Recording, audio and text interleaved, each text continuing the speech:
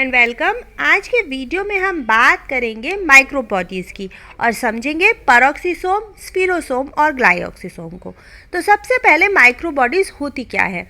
तो एनसीईआरटी की बुक में जो डेफिनेशन दी है माइक्रोबॉडीज़ की, उसके अकॉर्डिंग माइक्रोबॉडीज़ होती हैं एक मेम्ब्रेन बाउंड सेल ऑर्गेनेल जो कि वेसाइकल्स की तरह माइन्यूट होती हैं और इनमें वेरियस एंजाइम्स भरे रहते हैं। और ये कहाँ प्रेजेंट होती हैं या ये कहाँ देखने को मिलती है? ये हमें प्लांट और एनिमल सेल दोनों में देखने को मिलती है। तो क्योंकि ये एक मेम्ब्रेन बाउंड सेल ऑर्गेनेल है तो सिर्फ हमें यूकैरियोट्स में देखने को मिलेगा।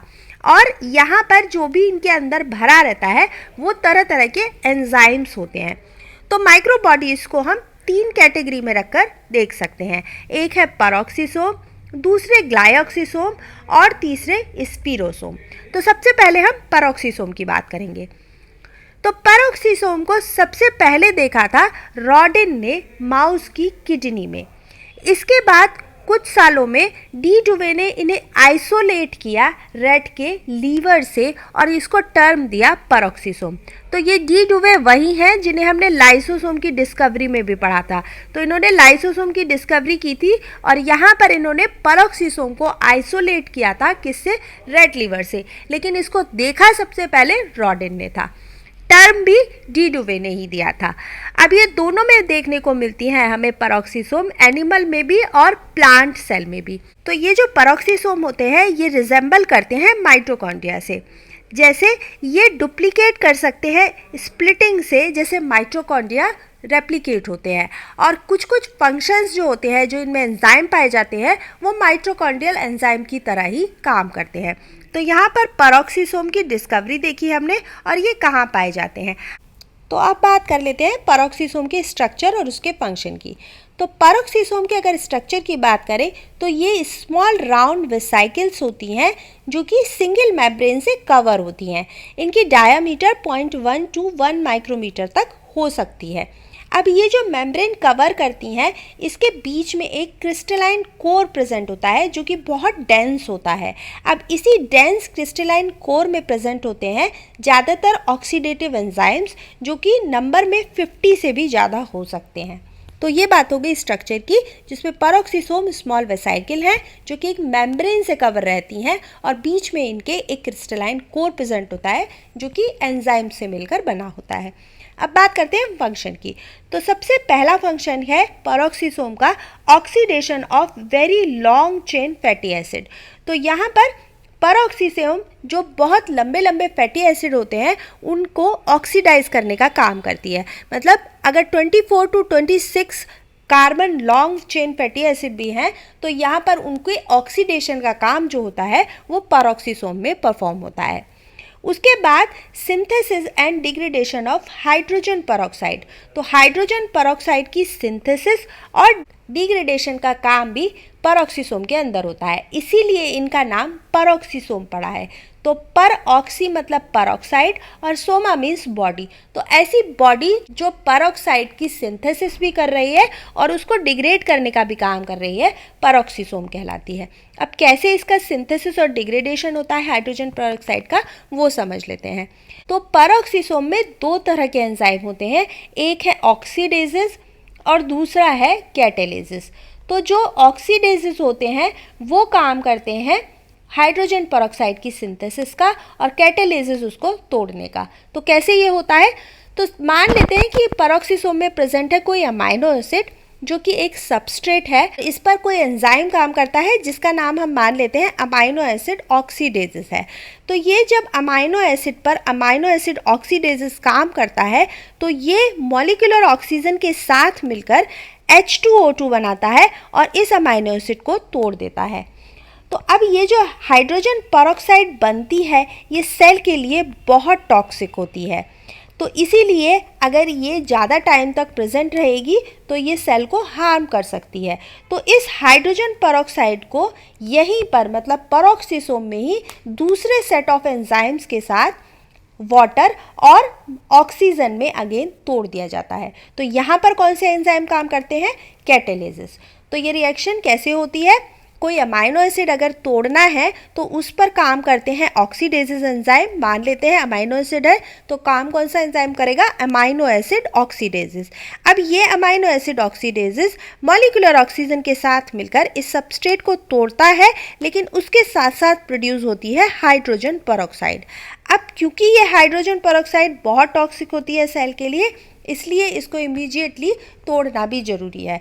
तो यहाँ पर इसके डिग्रेडेशन के टाइम पर दूसरे सेट ऑफ एंजाइम्स काम करते हैं जिसे हम कैटालिसिस के नाम से जानते हैं, और ये इस हाइड्रोजन पेरोक्साइड को फिर से वाटर और ऑक्सीजन की फॉर्म में तोड़ देते हैं। तो ये काम हो गया जो कि पेरोक्सीसोम में होता है और बहुत इंपॉर्टेंट फंक्शन है, इस पर जनरली क्वेश्चन भी पूछ लिए जाते हैं। अब थर्ड बात आती है तीसरे फंक्शन की, जो कि है सिंथेसिस ऑफ प्लाज्मेलोजेंस। तो अब ये प्लाज्मेलोजेंस क्या होते हैं? प्लाज्मेलोजेंस ब्रेन की एक्सॉन में प्रेजेंट माइलिन शीथ में जो फॉस्फोलिपिड होते हैं वो प्लाज्मेलोजन होते हैं, और इसी की सिंथेसिस होती है पेरोक्सीसोम में। अब इसकी सिंथेसिस में अगर कुछ एबनॉर्मेलिटी आ जाती है तो सीवियर न्यूरोलॉजिकल डिसफंक्शन हमें देखने को मिलते हैं। यहाँ पर एक और एंजाइम होता है जो ल्यूसीफरेज एंजाइम है, जो कि हमें, जैसे आपने जुगनू वगैरह देखे होंगे तो उसमें, या फायरफ्लाइज भी उन्हें कहते हैं, तो उसमें जो लाइट चमकती है वो भी इसी एंजाइम की वजह से होती है। तो एक फंक्शन पेरोक्सीसोम का ये भी है ल्यूसीफरेज एंजाइम को प्रोड्यूस करना, जिससे कि फायरफ्लाइज या जुगनू हमें रात में चमकते दिखाई देते हैं। तो ये हो गया पेरोक्सीसोम के स्ट्रक्चर और फंक्शन। अब नेक्स्ट बात करते हैं ग्लाइकोक्सिसोम की। तो ग्लाइकोक्सिसोम को डिस्कवर करने वाले थे बीवर एंड ब्रिडनबैक। इन्होंने इसे कैस्टर बीन के एंडोस्पर्म से डिस्कवर किया था। उन्होंने अपनी स्टडी में पाया कि जितने भी एंजाइम जरूरी होते हैं ग्लाइकोक्सिलेट साइकिल के लिए वो सभी प्रेजेंट होते हैं ग्लाइकोक्सिसोम में। तो ग्लाइकोक्सिसोम में ग्लाइकोक्सिलेट साइकिल परफॉर्म होती है। ये भी एक सिंगल मेम्ब्रेन बाउंड स्ट्रक्चर है दोनों की तरह, जैसा हम पेरोक्सीसोम और स्फीरोसोम की भी बात कर रहे हैं, और ये सिर्फ प्लांट सेल में प्रेजेंट होते हैं। तो पेरोक्सीसोम प्रेजेंट होते हैं प्लांट और एनिमल दोनों सेल्स में, लेकिन ग्लाइकोक्सिसोम सिर्फ प्लांट सेल में प्रेजेंट होते हैं। तो अब बात कर लेते हैं ग्लाइकोक्सिसोम के फंक्शंस की। तो सबसे पहला फंक्शन है ग्लाइकोक्सिसोम का कि इसमें ग्लाइकोक्सिलेट साइकिल परफॉर्म होती है। तो ग्लाइकोक्सिलेट साइकिल में क्या होता है कि फैटी एसिड जो होते हैं उनको कार्बोहाइड्रेट में तोड़ा जाता है। तो कुछ सीड्स जैसे कैस्टर बीन हो गए, पीनट हो गए, इसमें जो स्टोर्ड एनर्जी होती है वो फैटी एसिड की फॉर्म में होती है। तो ये एनर्जी एक रेडिली अवेलेबल एनर्जी नहीं है, लेकिन फैटी एसिड में कार्बोहाइड्रेट से ज़्यादा एनर्जी होती है। तो यहाँ पर फैटी एसिड की फॉर्म में स्टोर्ड एनर्जी का मतलब यही है कि बढ़ते हुए सीडलिंग को कभी भी एनर्जी की कमी ना हो, इसीलिए ये एनर्जी फैटी एसिड की फॉर्म में रहती है। लेकिन जब इसको सीडलिंग को यूज़ करना होता है तो वो फैटी एसिड की फॉर्म में इसको यूज़ नहीं कर सकता। तो यहाँ पर फैटी एसिड को कार्बोहाइड्रेट्स में चेंज किया जाता है ग्लाइकोक्सिलेट साइकिल के थ्रू, जिससे कि ये सीडलिंग इस एनर्जी को यूज़ कर पाए। तो यहाँ पर ग्लाइकोक्सिलेट साइकिल में क्या होता है, फैटी एसिड को पहले एसिटाइल कोएंजाइम में तोड़ा जाता है, जो कि कंडेंस करता है फिर ऑक्जेल और एसीटेट के साथ, और फिर बनता है सिट्रेट, और फिर सीरीज ऑफ रिएक्शन के बाद ये ग्लूकोज में चेंज हो जाता है। तो यहाँ पर क्योंकि फैटी एसिड को कार्बोहाइड्रेट में तोड़ा जा रहा है, मतलब कार्बोहाइड्रेट एक नॉन कार्बोहाइड्रेट सोर्स से बन रहा है, तो इस प्रोसेस को हम ग्लूकोनियोजेनेसिस कहते हैं। मतलब फैटी एसिड से कार्बोहाइड्रेट बन रहा है, एक नॉन कार्बोहाइड्रेट सोर्स से कार्बोहाइड्रेट का बनना ग्लूकोनियोजेनेसिस कहलाता है। ये ह्यूमंस में भी होता है। तो लिवर में ये प्रोसेस होता है ह्यूमंस में, जिसमें कि नॉन कार्बोहाइड्रेट सोर्स से कार्बोहाइड्रेट को फॉर्म किया जाता है। तो जब आप स्टारवेशन करते हो या फास्ट वगैरह रखते हो, जब एनर्जी डिप्लीट होने लगती है बॉडी की, तब ये प्रोसेस होता है। तो यहाँ पर ग्लाइकोक्सिलेट साइकिल के थ्रू फैटी एसिड को कार्बोहाइड्रेट में बनाते हैं, जिससे कि सीडलिंग उसको यूज़ कर पाए, उसमें ग्लाइकोक्सिलेट साइकिल होती है। इस प्रोसेस को हम ग्लूकोनियोजेनेसिस भी कहते हैं। दूसरा फंक्शन है ग्लाइकोक्सिसोम का, जिसे हम फोटो रेस्पिरेशन के नाम से जानते हैं। तो फोटो रेस्पिरेशन क्या होता है, लाइट की प्रेजेंस में रेस्पिरेशन का होना कहलाता है फोटो रेस्पिरेशन। ये एक वेस्ट प्रोसेस है जो कि C3 प्लांट्स में होता है। तो यहाँ प्लांट को इसकी ज़रूरत नहीं होती और ये प्लांट की एनर्जी को डिप्लीट करता है, लेकिन फिर भी C3 प्लांट्स में ये प्रोसेस होता है। तो इसे हम डिटेल में तब पढ़ेंगे जब हम फोटोसिंथेसिस की बात करेंगे। तो यहाँ पर आपको समझना है कि ग्लाइकोक्सिसोम में मेनली ग्लाइकोसिलेट साइकिल परफॉर्म होती है, जिसमें फैटी एसिड को कार्बोहाइड्रेट में तोड़ा जाता है और ये प्रोसेस ग्लूकोनियोजेनेसिस कहलाता है। और दूसरा इसका फंक्शन है फोटो रेस्पिरेशन, जो कि लाइट की प्रेजेंस में रेस्पिरेशन का होना है। तो ये हो गए ग्लाइकोसिसोम के फंक्शन। अब नेक्स्ट हम बात करेंगे थर्ड माइक्रोबॉडी की, जो है स्फीरोसोम। स्फीरोसोम को डिस्कवर करने वाले थे पर्नर और उन्होंने इसे प्लांट में फाउंड किया था। इसको हम लिपिड बॉडी या फिर ओलियोसोम भी कहते हैं। तो ये भी ग्लाइकोसिसोम की तरह सिर्फ प्लांट में मिलती हैं और ये ओलियोसोम या लिपिड बॉडीज़ के नाम से भी जानी जाती हैं। तो ये माइक्रो बॉडीज़ का क्या काम होता है? इनका काम है सिंथेसिस और स्टोरेज करना लिपिड का। तो लिपिड की सिंथेसिस और उनको स्टोर करके रखना होता है स्फीरोसोम का काम। इसके अलावा ये कुछ हाइड्रोलाइटिक एंजाइम को भी रिटेन करती हैं अपने अंदर, जिससे कि इन्हें हम प्लांट के लाइसोसोम का भी नाम देते हैं।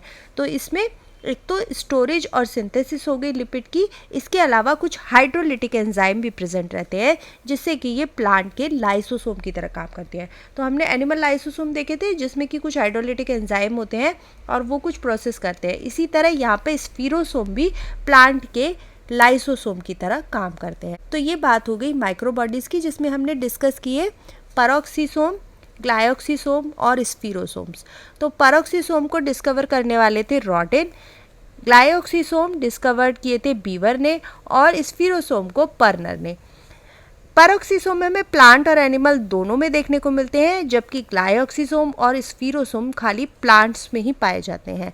तीनों ही सिंगल मेम्ब्रेन बाउंड है, मतलब तीनों में एक ही मेम्ब्रेन प्रेजेंट होती है। पैरोक्सिसोम के अगर फंक्शन की बात करें तो ये oxidation of very long chain fatty acid, इनमें very long chain fatty acid का ऑक्सीडेशन होता है। दूसरा है synthesis and degradation of hydrogen peroxide, जिनके बेस पर इनका नाम भी पैरोक्सिसोम पड़ा है। और थर्ड है सिंथेसिस ऑफ प्लाज्मेलोजन। इसके अलावा आप सिंथेसिस ऑफ ल्यूसीफेरेज एंजाइम, जो कि जुगनू में या फायरफ्लाइज में लाइट को प्रोड्यूस करता है। तो ये काम हो गए पैरोक्सिसोम के। अगर ग्लाइकोसिसोम के फंक्शन की बात करें तो ग्लाइकोसिलेट साइकिल होती है, जिसमें एक नॉन कार्बोहाइड्रेट सोर्स मतलब फैटी एसिड से कार्बोहाइड्रेट प्रोड्यूस होता है। सेकंड फंक्शन है फोटो रेस्पिरेशन, जो कि लाइट की प्रेजेंस में प्लांट्स में रेस्पिरेशन का होना है। और अगर स्फीरोसोम के फंक्शन की बात करें तो ये लिपिड का सिंथेसिस और स्टोरेज दोनों के फंक्शन करती हैं। इसके अलावा स्फीरोसोम्स को हम प्लांट के लाइसोसोम भी कहते हैं, क्योंकि इनमें कुछ हाइड्रोलिटिक एंजाइम प्रेजेंट होते हैं।